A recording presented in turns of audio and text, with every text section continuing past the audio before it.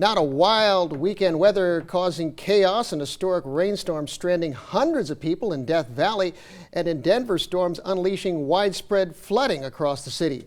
It comes as President Biden and the First Lady visit Kentucky, where the massive cleanup effort is underway following the deadliest flooding event in the state's history. ABC's Morgan Norwood has more.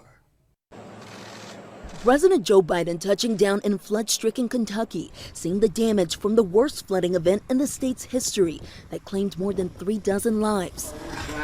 The president today visiting families affected by the devastation and coming face-to-face with destroyed buildings, homes, mangled buses, and debris, pledging to provide federal assistance as the state begins the long road to recovery. It'll take a while to get through this, but I promise you we're not leaving.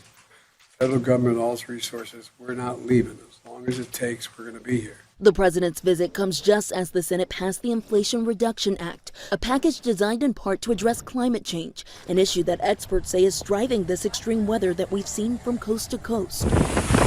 Overnight in Denver, first responders running call after call after a strong storm moved through and dumped several inches of rain. Rising floodwaters brought highway traffic to a standstill. Some drivers attempted to pass through, only to discover the water was too deep. We just assisted a patient out of the water, checking another vehicle for a party possibly trapped. A similar story in California. It's Death Valley enduring what weather experts are calling a once-in-a-thousand-years event.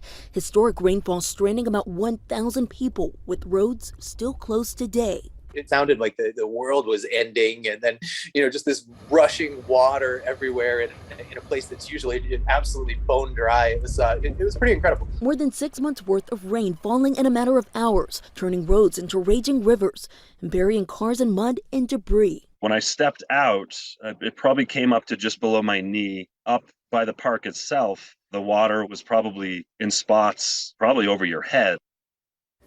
And sadly, the state of Kentucky is in for another round of storms. The National Weather Service says flooding remains a threat as more thunderstorms move through this week.